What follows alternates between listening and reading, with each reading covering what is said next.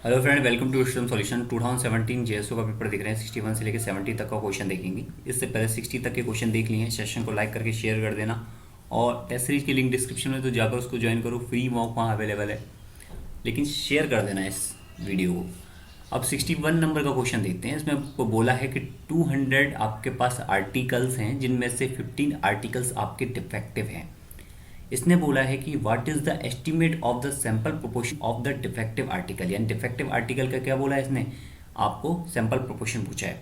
ठीक है, अब ये देखो कि इसने बात किसकी, डिफेक्टिव की है। तो यहाँ पर सक्सेस और प्रोबेबिलिटी क्या हो जाएगी, 15 अपॉन में 200 हो जाएगी। और इसके साथ आपका क्यू कितना हो जाएगा, क्यू हो जाएगा आपका, अब देखो इसको थोड़ा सा सिंपल करके लिखोगे तो कितना आ जाएगा, 3/40। तो यहाँ आपका क्यू कितना हो जाएगा, वो हो जाएगा 37 अपॉन में 40। ये बात किसकी कर रहा है, ये एस्टिमेट की बात कर रहा है। तो एस्टिमेशन आपका क्या हो जाएगा, देखो एन की वैल्यू आपको दे रखी है कितनी, 200। ठीक है, तो आपका एस्टिमेट कितना हो जाएगा, इक्वल टू अंडर रूट में पी क्यू अपॉन में आपका एन। ठीक है, पी पता है आपको, क्यू पता है, एन पता है, तो आप इसको आंसर कर सकते हो। इसके बाद नेक्स्ट क्वेश्चन है इसमें कि एक फैक्ट्री में मैन्युफैक्चरर्स 10,000 बोल्ट्स पर डे बनाता है। फॉर एग्जाम्पल के लिए वो 500 बोल्ट ले लेता है और 4% were unacceptable quality and estimate the interval की बात कर रहा of the number of bolts that would be unacceptable quality produce per day की बात कर रहा एट 95% कॉन्फिडेंस। अब एक बात देखो, ये बोलता है अनएक्सेप्टेबल, तो इट मीन्स ये 4% है, वो आपका प्रोबेबिलिटी ऑफ सक्सेस हो जाएगा 0.04। यहाँ आपका क्यू हो जाएगा कितना, 0.96। ठीक है, अब इसकी बात नेक्स्ट क्या है, इसने बोला है कि 95% कॉन्फिडेंस है। इसका मतलब जेड कितना हो गया, 1.96 हो गया। ठीक है, क्योंकि हमें क्या चाहिए, हमें चाहिए इंटरवल, तो प्लस माइनस दोनों को कंसीडर करना पड़ेगा। अब ध्यान से देखते जाना, ये आपको 10,000 बोल्ट क्या, ये कैपिटल एन दे रखा है और ये आपको सैंपल लिया आपने स्मॉल एन। ओके, अब आप क्या करोगे, सिंपल सा आपको आंसर करना है किसकी टर्म, आपको निकालनी है इंटरवल की टर्म। तो इसके लिए सिंपल सा एक आपका फॉर्मूला होता है, x equal to n minus के एन पी अपॉन में आपका अंडर रूट में एन पी क्यू। ठीक है, आपको सभी वैल्यू यहाँ पर पता है, एन पता है 500 है, पी पता है आपको, एक्स नहीं पता है, जेड पता है आपको। तो एक बार आपका क्या है, प्लस ले लो, क्योंकि कोई भी वैल्यू आपकी किसी दूसरी वैल्यू से मैच नहीं कर रही है। तो प्लस लेके आप क्या निकाल लो, यहाँ पर एक्स निकाल लो, और आपका एक्स ऑलमोस्ट मेरे अकॉर्डिंग 1 आना चाहिए, 1 पॉइंट समथिंग, 1.8 मान लेते हैं। ठीक है, अब ये आपका मैच तो कर नहीं रहा है, एक्स की वैल्यू 1.8 आई है, लेकिन ये किसके करस्पॉन्ड आई है, ये आई है 500 सैंपल्स के करस्पॉन्ड। जब आप 500 सैंपल को ही आधार मान के चल रहे हो तब वो 11.8 आई है। तो हम यहाँ पर क्या करेंगे, इसको हम 10,000 में कन्वर्ट करेंगे। 10,000 कितना होगा, इसका 20 टाइम्स होगा, तो हम यहाँ पर क्या करेंगे, इसमें भी 20 टाइम्स का मल्टीप्लाई, यानी 20 का मल्टीप्लाई कर देंगे, तो ये कितना आ जाएगा, ऑलमोस्ट 233 आ जाएगा। ठीक है, बात है क्लियर। तो ये आपका क्या हो जाएगा, आंसर ये हो जाएगा। ये थोड़ा सा अच्छे से देख लेना इस क्वेश्चन को। इसके बाद करते हैं क्वेश्चन नंबर 33, जो बहुत इंपॉर्टेंट है। इसके बाद बोला है इसने, द मीन पे ऑफ 15H1B वीजा होल्डर्स। ठीक है, हाँ इसको पढ़ते हैं। इसमें बोला है कि माध्य वेतन 6 है और मानक विचलन के साथ, सॉरी, इसने बोला है कि माध्य वेतन 6 लाख रुपए के मानक विचलन के साथ, यानी कि सिग्मा कितना है आपका, 6 दे रखा है, और यहाँ पर आपको एक्स कितना दे रखा है, एक्स दे रखा है 65। जो आपको चीज़ दी हुई है वो आपको यूज आएगी, तो आप लेके चलो उसको, मानते हुए कि 1B वीजा धारकों की संख्या के माध्य वेतन के लिए 99% क्या है, कॉन्फिडेंस, यानी कि आपको Z की वैल्यू यहाँ पर कितनी दी हुई है, 2.98 ऑलरेडी दी हुई है। इसके बाद ये बात कर रहा है कि डिग्री ऑफ फ्रीडम कितना है, आपका 14 है। टी डिस्ट्रीब्यूशन में डिग्री ऑफ फ्रीडम होता है n-1 इक्वल टू 14, तो n क्या आ गया यहाँ पर 15। अब यहाँ पर ऑलरेडी इसने सैंपल साइज क्या दिया हुआ है, 15 दिया हुआ है। ठीक है, वैसे ही मान के चलो। अब इसके बाद इसने क्या पूछा है आपसे, इसने पूछा है इंटरवल, पूछा है वही सेम चीज़ पूछी है, और यहाँ आपको पी की वैल्यू कुछ और नहीं दे रखा है, कुछ भी नहीं दे रखा है, सिंपल सा यही आपसे पूछा है जो इससे पहले वाले क्वेश्चन में किया था, वैसे ही सेम आपको यहाँ पर करना है। तो जेड क्या फॉर्मूला लग जाएगा, सिंपल सा, इसमें जेड इक्वल टू आपका एक्स माइनस के म्यू अपॉन में सिग्मा अपॉन रूट एन। जो आपको इससे पहले वाले क्वेश्चन बताया था सेम यहाँ फॉलो हो जाएगा। म्यू की वैल्यू को आप क्या करोगे, यहाँ पर निकालोगे, तो वो निकालोगे तो लगभग 60.2 आएगी एक डेट में, और वो कितना हो जाएगा, आपका आंसर ये हो जाएगा। बाकी आपको माइनस पे चेक करने की कोई जरूरत नहीं है, 2.98 प्लस पे चेक कर लोगे तो आपका जो भी आंसर होगा उसी से टिक कर सकते हो। क्योंकि यहाँ पर क्या है, ऑप्शन मैच नहीं होते हैं, और मैच नहीं हो रहे तो हम एक ही से काम चला सकते हैं। ये बोल रहा है कि standard error of mean decreases, standard error of mean, ठीक है, मीन के लिए बेसिकली फॉर्मूला क्या होता है, सिग्मा अपॉन रूट है। अब ये बोल रहा है कि डिक्रीज होगा, अगर ये डिक्रीज होता है तो पहली बात तो देखो ये स्टैंडर्ड एरर ऑफ मीन जो है प्रोपोर्शनल किसके, आपके सिग्मा के, और इन्वर्सली प्रोपोर्शनल किसके, आपके रूट एन के। अब ये बोल रहा है कि पॉपुलेशन स्टैंडर्ड डेविएशन, यानी कि आपका सिग्मा, अगर सिग्मा कम होगा तो definitely standard error of mean ये भी कम होगा। तो पहली बात तो देखो डिक्रीज वाले ऑप्शन है, ये तो कट गया आपका, अब डिक्रीज वाले ऑप्शन बच गया। अब लेकिन बोल रहा है कि इफ सैंपल साइज इंक्रीज और डिक्रीज, तो देखो सैंपल साइज अगर इंक्रीज होगा तो डेफिनेटली क्या होगा, इन्वर्सली प्रोपोर्शनल है तो स्टैंडर्ड एरर ऑफ मीन क्या होगा, डिक्रीज होगा। तो आपका ये ऑप्शन भी कट गया। कौन सा ऑप्शन बचा, सेकंड ऑप्शन बचा, तो आपका आंसर क्या हो जाएगा, डिक्रीज और if sample size increase. Clear. इसके बाद बात करते हैं क्वेश्चन नंबर 65 में। क्वेश्चन नंबर 65 में बोला है कि एक कॉन्फिडेंस इंटरवल इंक्रीजेस। अब देखो कॉन्फिडेंस इंटरवल है वो कितना होता है, 100 1 माइनस के अल्फा, ठीक है, इंक्रीजेस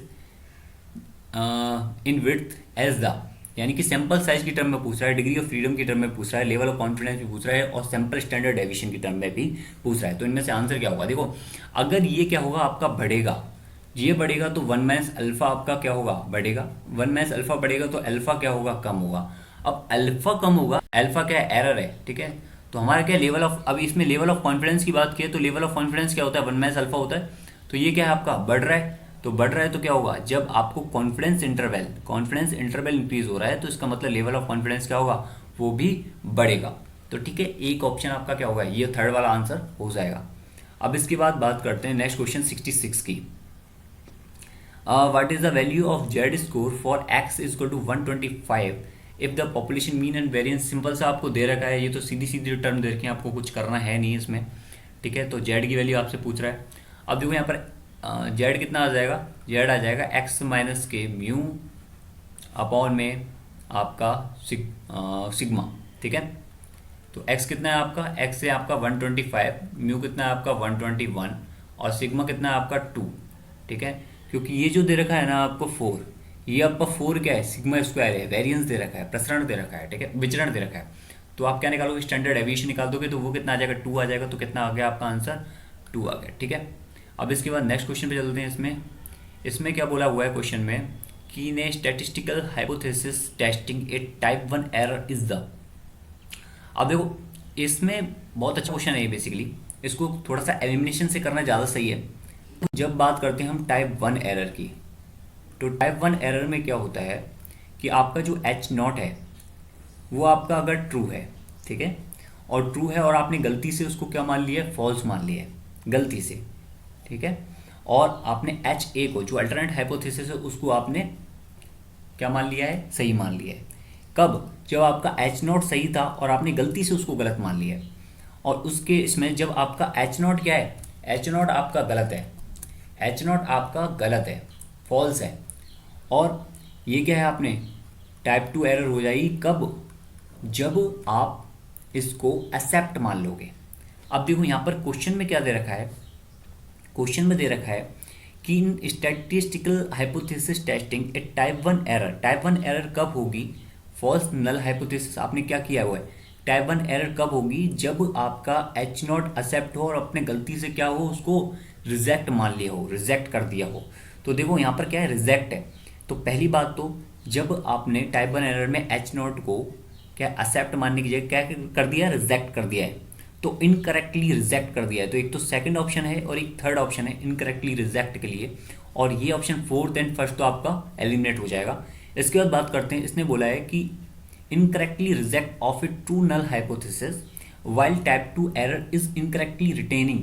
अब देखो ये बोल रहा है कि इनकरेक्टली रिटेनिंग और यहाँ रिजेक्शन, ठीक है, इनकरेक्टली रिटेनिंग यानी कि आपने क्या कर रखा है कि इनकरेक्टली उसको टाइप 2 एरर को क्या कर दिया, रिजेक्ट कर दिया है। टाइप 2 एरर को रिजेक्ट नहीं किया है आपने, उसको क्या किया, रिटेन किया है, ठीक है। तो ये सेकंड ऑप्शन जो है ना, ये परफेक्ट आंसर है। इसको अच्छे से समझ लेना, क्योंकि बेसिकली क्या है, बहुत बड़ा कंफ्यूजन होता है इसमें। टाइप 1 एरर जो है वो आपकी तभी होती है जब आपके नल हाइपोथेसिस जो आपकी H0 है वो आपकी ट्रू हो और उस कंडीशन में आपने एच नॉट को क्या है गलत अज्यूम कर लिया है, ठीक है, और एच ए को क्या है सही अज्यूम कर लिया है। सेम आपकी टाइप 2 जो एरर होती है वो आपकी तब होती है जब आपने एच नॉट जो है वो आपने गलत मतलब आपका गलत है बट आपने सही अज्यूम कर लिया है वो, ठीक है। तो दोनों में एक छोटा सा डिफरेंट होता है, ये डिफरेंस होता है, तो इसको अच्छे से देख लेना एक बार। और रिटेनिंग इसमें होती है, आपका रिजेक्शन इसमें होता है, ठीक है। इसके बाद नेक्स्ट क्वेश्चन देखते हैं 68 नंबर का क्वेश्चन। इसमें बोला है आपको पॉपुलेशन फर्स्ट का दे रखा है, sample from population second and sample from population 3, और इसमें आपसे बोला है कि डिग्री ऑफ फ्रीडम बतानी है ट्रीटमेंट की। अब ये देखो एन क्या है आपका 3, के दे रखा है आपको 3, और यहाँ पर आपको एन क्या है एन इंटू के, तो ये कितना हो जाएगा आपका 9। अब डिग्री ऑफ फ्रीडम तीन तरह से हो सकती है, या आपकी विद इन क्लास सॉरी आपकी रो कॉलम और वैसी हो सकती है, ठीक है, जैसे आप करते हो। अब यहाँ पर क्या है आपकी ये देखो एक तो क्या हो जाएगी के माइनस 1, एक आपकी क्या हो जाएगी एन माइनस 1, और एक क्या हो एन माइनस के, और एक क्या हो जाएगी आपकी एन माइनस के 1। तो के माइनस 1 के अकॉर्डिंग कितनी आ गई 2, एन माइनस के अकॉर्डिंग कितनी आ गई आपकी 6, और आपकी एन माइनस 1 के अकॉर्डिंग आ गई। तो वैसे डिग्री ऑफ फ्रीडम तो यहाँ से देखोगे ट्रीटमेंट के लिए तो कितनी आ गई 2 ही एक ऑप्शन में है, तो वो आपका आंसर हो जाएगा। अब इसके बाद नेक्स्ट, क्योंकि तीनों को ही देखो डिग्री ऑफ फ्रीडम बोल सकते हैं हम ट्रीटमेंट के लिए। अब इसके बाद नेक्स्ट क्वेश्चन है, इसमें बोला है आपको ठीक है, ये अनोवा का क्वेश्चन है, और इसमें सिंपली ये बोला है कि आपको अलग अलग हमें परीक्षण करना है, अलग अलग अस्पतालों में से 2 अलग अलग उपचार की कोशिश कर रहे 2 रोगियों के समूह के बीच में अंतर। अब पहली बात तो देखो 2 अलग अलग ये क्या हो रहे हैं उपचार की कोशिश करने वाले अलग अलग अस्पताल हैं, इसका मतलब ये 2 वे अनोवा तो हो गया, तो ये आपका क्रॉस हो गया और एक आपका ये क्रॉस हो गया। अब बात करते हैं 2 रोगियों के समूह के बीच में अंतर की। तो 2 रोगियों के जो अलग अलग उपचार की कोशिश में हैं और दोनों रोगी हैं, अब हम इसमें क्या कनेक्शन है, हमें एक पर्टिकुलर ऐसा नहीं बोला है कि अलग अलग चीज़ों को इंडिकेट किया हुआ है, तो हमें विद रेप्लिकेशन के साथ करना पड़ेगा। तो 2 वे अनोवा विद रेप्लिकेशन होगा, इसमें विदाउट रेप्लिकेशन नहीं होगा, ठीक है, ओके। अब इसके बाद बात करते हैं नेक्स्ट क्वेश्चन की। इसमें है यदि आप कॉन्फिडेंस लेवल जो है 90% है और आपको बोला है कि ये 2 टेल्ड है, ठीक है, तो 2 टेल्ड है तो देखो आपका क्या होगा अल्फा कितना हो गया, पहली बात तो 10% हो गया। अब 10% हो गया, लेकिन ये 2 टेल्ड है तो 1 साइडेड कितना होगा आपका, जब ये डायग्राम बनेगा तो 1 साइडेड कितना होगा आपका 5% होगा, तो कितना आ जाएगा आपका आंसर 5% आ जाएगा, ठीक है। 2 टेल्ड है, 1 टेल्ड होता यानी कि एक साइड ही होता तो आपका 10% आंसर हो जाता। तो ये क्वेश्चन थे, बहुत अच्छे क्वेश्चन है, अच्छे से देख लेना इनको, ओके। और टेस्ट सीरीज की लिंक डिस्क्रिप्शन में, तो जाकर उसको ज्वाइन करो और प्रैक्टिस करो जितना हो सकता है। थैंक यू, गुड लक और बेस्ट ऑफ लक।